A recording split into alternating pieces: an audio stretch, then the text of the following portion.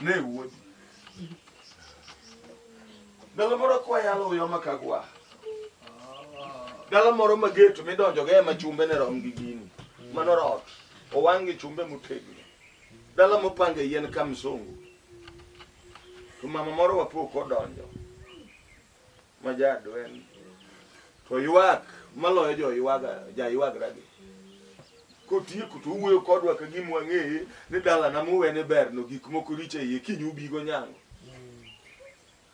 sama no wadonje dala chamo osechak ka to kore kidino jobel machon mondo wene moko dero koro gin tergi e gunde mondo manyien obi odonje dero dala machiemo dagi rume apako Yesu amen to kokwan ni misike manyi dalo tingo gi machuo tingo tikoni lemo nono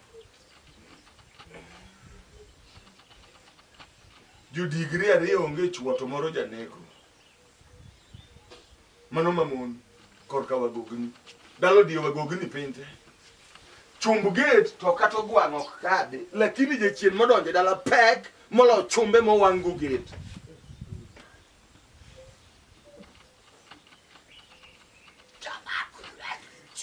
to kochako kwano kar chuo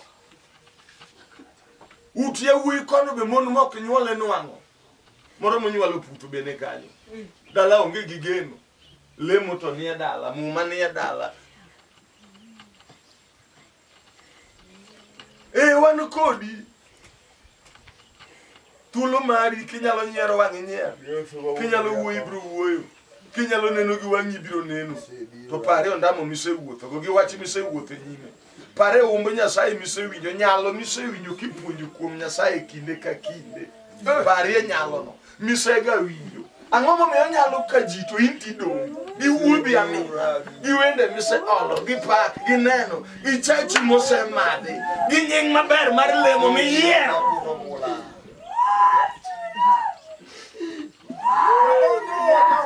ibro timni kithon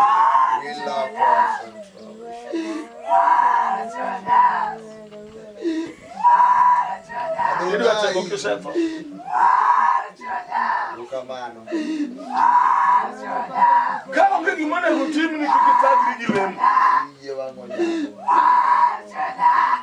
lakini kinyalo neno ndamo koda tu amisewuotho inyalo dagi inyalo konyo Nyasaye ok kama anoka wuoyo kodi kama biro kuna donja Warruok mondo agore wafu machiko kanyano gi wang'a jibiro tego okaka iwachi na lali ni uru yo makalo koda ukamano na nene piny Tanganyika ayo lalo wa bineno le ova ni wo go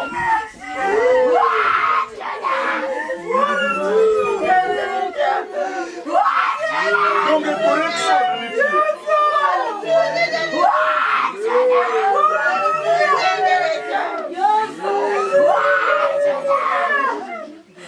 ni lunga yo sacha dira ikole ni Yesu dokta majango ya lera dokta majango ya dokta majango ya dokta majango ya Yesu dokta majango ya dokta majango ya dokta majango ya dokta majango ya Yesu dokta majango ya lera loya modere Yesu loya modere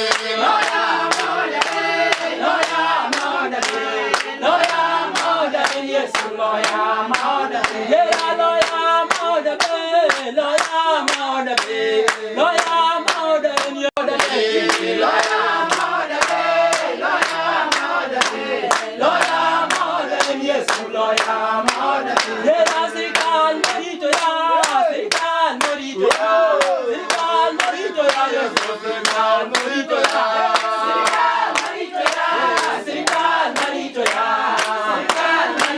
Yesu sikan morito ya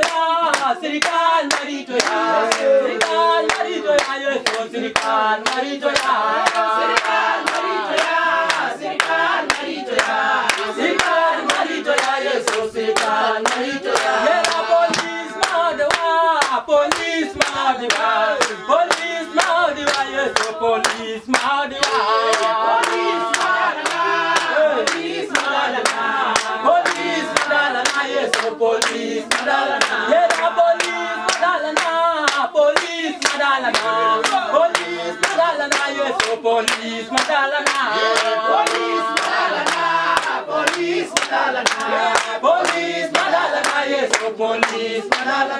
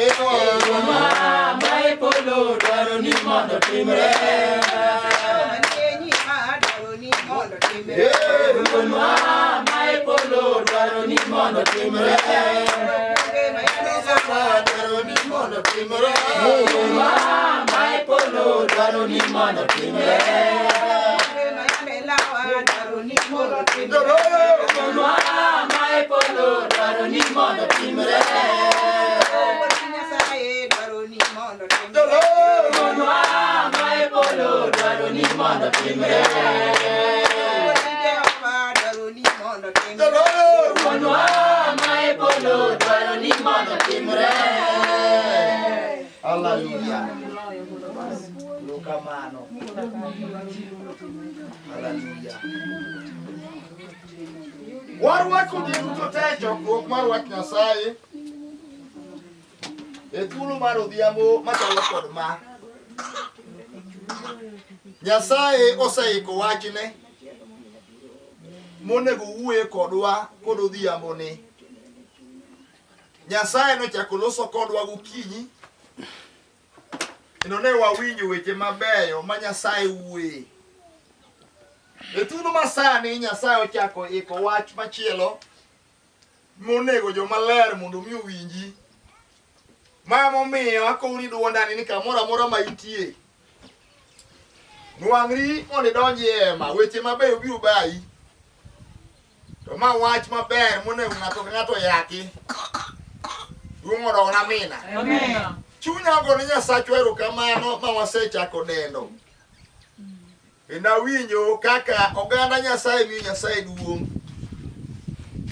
Kiwero ni wuonwa ma e polo dwaro mari mondo otimre. To ng'ato nyalo yawo chunye ne Nyasaye moko ni ruoth dwachi mondo otimre e ngimana. Amina. Amen. Dwaro mari mondo otimre kuoma. Kiweyo paro mayore miyago dalani. Ikawo chunyi keto mos e nyim wach Nyasaye ma wani nyime. Hallelujah. Amen. Tekoni ruoth dwachi mondo ema otimre kuoma. To dwach Nyasaye no biro timore. Kato bedo wach matek machalo nade. Yesu paka iye. To kang'ato oseyie mondo dwach Nyasaye otimre e ngimane, to dwach Nyasaye no biro timore. Kato bed gi mosekawo higni adi. To chunyi ma iyuse yini dwach Nyasaye mondo otimre kuoma. Dwaro mar Jehova biro timore. Kata winjo Nyasaye godhiambo masani mibiro wuo kuome. Hallelujah. Amen. Wang'eni weche mag tung' pod ikore. To waneno wawinjo wach Nyasaye. Kendo bedo ni ng'ama oikore e chokruok. Bedo ni ng'ama oikore. Kech ruoth biro go mbaka kodwa. Nyasaye wuoyo ng'ama oikore. Ok ng'ama ogalore e chokruok. Japund dwaro ng'ama oiko chunye. Moko Nyasaye an ka tadwaro mondo iwuo koda. Jomoko jawinjo ka sama ipuonjo wach Nyasaye kata iyalo. Hallelujah. Amen. To winjo ko wacho ni ruoth wuo koda. Nitie wach monego Nyasaye wach kodi. Wawe thuolo manyane chieng' mondo wapake Nyasachwa. Na koro ruodhwa kopaki to biro ga. Hallelujah. Amen. Wacho mane malo wapake Nyasaye. Wado mondo mondo wapake Pauli kama mondo wapake Nyasaye. Oh male. Yabie ya unu uti malach. Numaruto miongiwa paku Nyasaye. Kami kodo ole malach.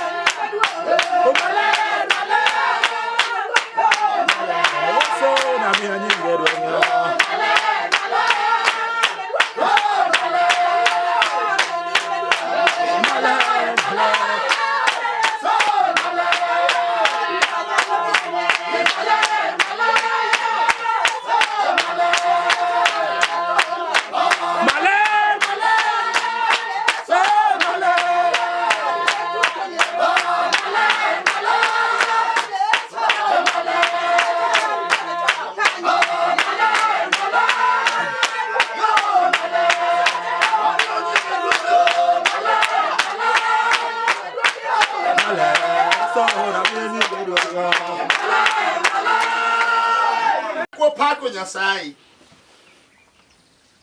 Awinjo kake miyo nying Yesu duong'. Kendo awinjo ketajo tije madongo ma Yesu notimo. Hallelujah. Amen. Wana dir gi jomoko make miyo Nyasaye duong'. Tawote ke chunye weche moko ano. Kendo awinjo ni dine onge Yesu no duong' ora amen. Amen. Openjo ni koro chalo nade. Dine onge wuoyi no. Ngimana ni koro ni kuri. Dine onge wuoyi no. Tuoche dine onegi. Hallelujah. Amen. Etulu maro diemo machalo gima. Jehova saye ko watne mora winjo gudhiamo ni. Kapa iboko lel. Hallelujah. Amen. Nitie wat ma jogo seoro. Muba wato ne piny odhi maber. Gi joma winjo wach Nyasaye. Gima nyalo miyo pidhi kod ng'ato maber. Gima nyalo miyo ng'ato wuoth kani kod okwi. Gima nyalo miyo ng'ato nindi kani kod okwi. Hallelujah. Amen. En wat mabiro ng'eya. En wat moloya kod ber. Emomiyo kendo aketho kinde. Adona wene wat thuolo. To wacho ne winjo kama odonje. Wat Nyasaye ne winjo kama odonje. Ji mang'eny ka wat biro gi loro chunygi. Duong' odawna amena. To gibo kama dwaro ng'ama oyawo chunye. Makoni Yesu ka bedo piny awinjo wachni. Hallelujah. Hallelujah. Yawo chunya. Yawo parona malach. Come on. Duong' odawna meja. Amen. Koni mae kama ng'ato nyayombe wadgi. Ne koni kata ka jabath ogalore. Kano wach mobiro abiro kawo. Kendo abiro bolo duong' mar warruoga piny. Mano warago chon. Abiro chako manyien. Et wach maber olima. Come on. Ma wach maber. Madabed inda okaweyo. Mondo mi okala. Duong' odawna amena. Ma wach maber makoni kawuononi. Duong' odawna amena. Gima tema biro weya. Come on. Kata obedo timo sana higni mang'eny. To wach mabiro ng'eya. Okura ng'eni wachno. Biro lo weche tema ni nyima. Wato biro tieko weche duto. Mosemaya kwi, mosemaya ngima. E thuolo machalo kod ma. Adwa narwak misumba Nyasaye. Moa e piny mabor. Duong' odawna amena. Amen. Mobiro gi wach maber e piny kogelo ka. Yaye dhako mariek. Yaye dichuo mariek. Nyalo wacho Jehova. Ana milema gatieni. Ana mibiro kiseneno. Chandruok masewuothogo. Ana miseneno. Hallelujah. Biro manie chunya. Ruthi biro mondo igola chandruok. Come on. Duduong' Rabi. Mane wach moseidho misumane. E thuolo mar odhiambo sa 8. Ting'ane badi malo mos. Iwachne wuoth wach moro. Warruok jatich Nyasaye. Nyasaye erokamano kuom seoro wachni. Isewire kod mogo odhiambo. Seketo weche maber dhoge. Nyingi malero nwang' duong'. Ka wane chokruok ni Nyasaye. Chak wane lweti kitiyo. Kaka nitiyo nwang' okinyi.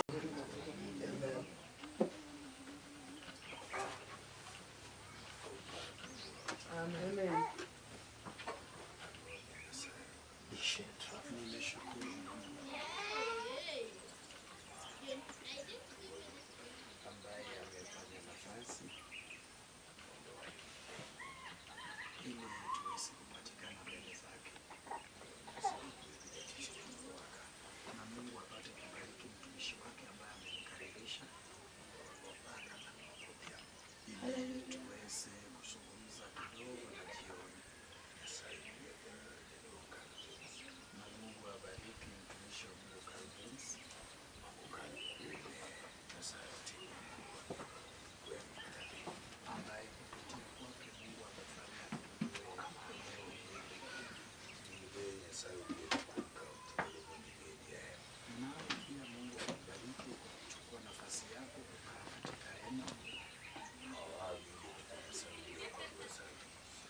Nalisikia jinsi Mungu alivyonena nasi wakati wa saa 5 na vile Mungu alitusaidia roho zetu na hili ikaniweka kugundua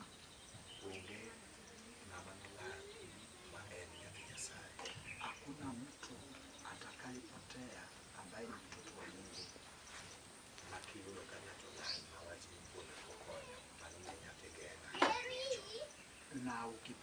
mtu amepotea na maneno haya yanafundishwa, huyo alikuwa mwana mpotevu hata kitambo. Amen. Tuko na mtoto wa Shetani ambaye hawezi kubadilika.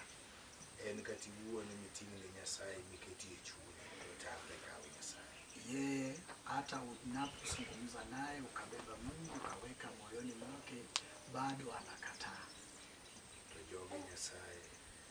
Lakini watu wa Mungu hata kama watafika katika vita gani, Mungu bado atapata nafasi ya kuwarudisha. Kitanifanya niweze kuzungumza tunaposimama jioni wa sasa, ili niweze kuambia maneno machache ambayo Mungu amenipa. Nataka watu ambao wameketi hapa wenye wanafanana na walokole muwe na ujuzi juu ya maneno haya. Nataka niwaambie, hakuna mahali mtu anaweza kufikia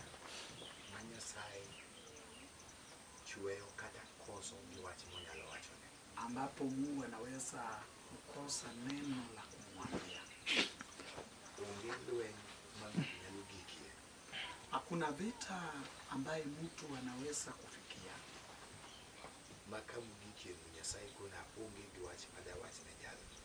ambapo mahali amefikia Mungu anasema kwamba sasa hivi nimekosa jambo la kumwambia mtu huyu. Hakuna usima ama maisha ambaye mtu anaweza kufikia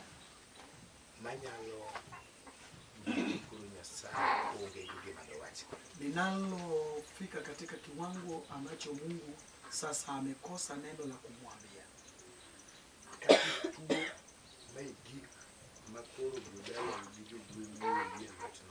Ijapokuwa umegonjeka hata ukafika katika wakati ambapo wakuu wako wamekuacha katika hali ya upweke, ambapo wewe unapotazama unaona kama ni kifo chako ndio umefikia, na hapo mahali umegonjeka ukafikia, Mungu bado angali na jambo la kukwambia katika ugonjwa wako. Mtu amenielewa? Hata ijapokuwa umetajirika,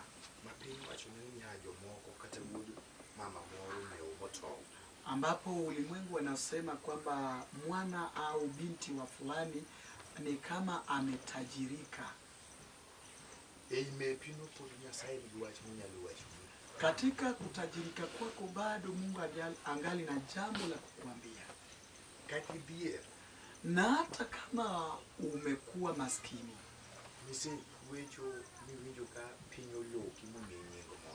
ukaombaomba ulimwengu wakakupea jina, katika hiyo hali yako ya umaskini, Mungu bado angali na jambo la kukwambia katika umaskini wako. Amen. Na hata kama unapanda katika mlima fulani, na japo unasikia kama umekosa nguvu, ni kama umechoka,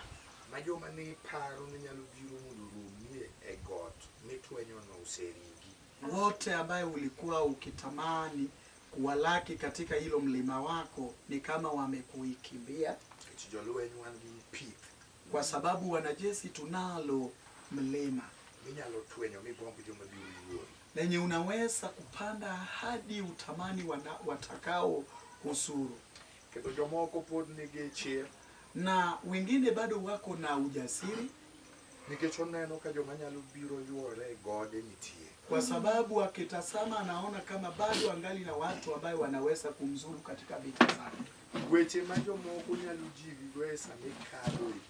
Maneno ambayo wengine wanaweza kukuhimiza nayo wakati unavuka katika mlima, nyalo mi bed gi chuny mar dhi e pith mikadhe. yaweza fanya uwe na roho ya kujikakamua katika mlima wako.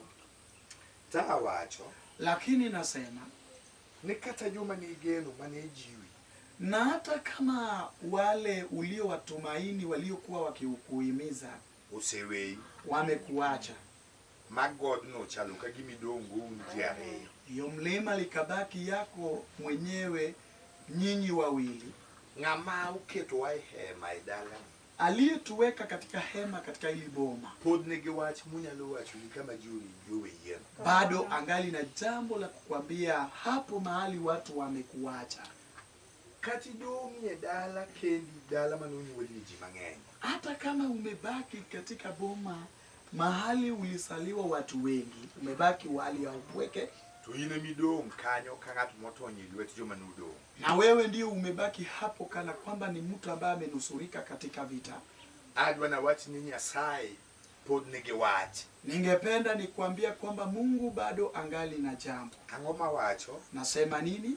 Onge ngima ma ng'ato nyalo giki kata situation ma ng'ato nyalo gikie. Hakuna kiwango ama maisha ambaye mtu anaweza kufikia Ma Nyasaye ok nyal bedo gi wach monyalo wachone. ambaye Mungu hawezi kuwa na jambo la kumwambia. Mae momiyo lwenje osegoyi, Ndiposa ukaona vita, isekadhe challenges mag ngima mag piny ma wadakie. ukapita katika changamoto za maisha ya ulimwengu tunakoishi, Pod in e hema koda iyweyo. na bado uko nami katika hema unapumua. Ng'ato nyalo paro ni Nyasaye ok obiro ne, Mtu anaweza kadhania kwamba Mungu hajamjia nikech ok oneno ka lweny orumo kaka noparo. kwa sababu hajaona kama ile vita imeisha jinsi alivyokuwa akitamani. Amen. Amen. Dadwa na wachi.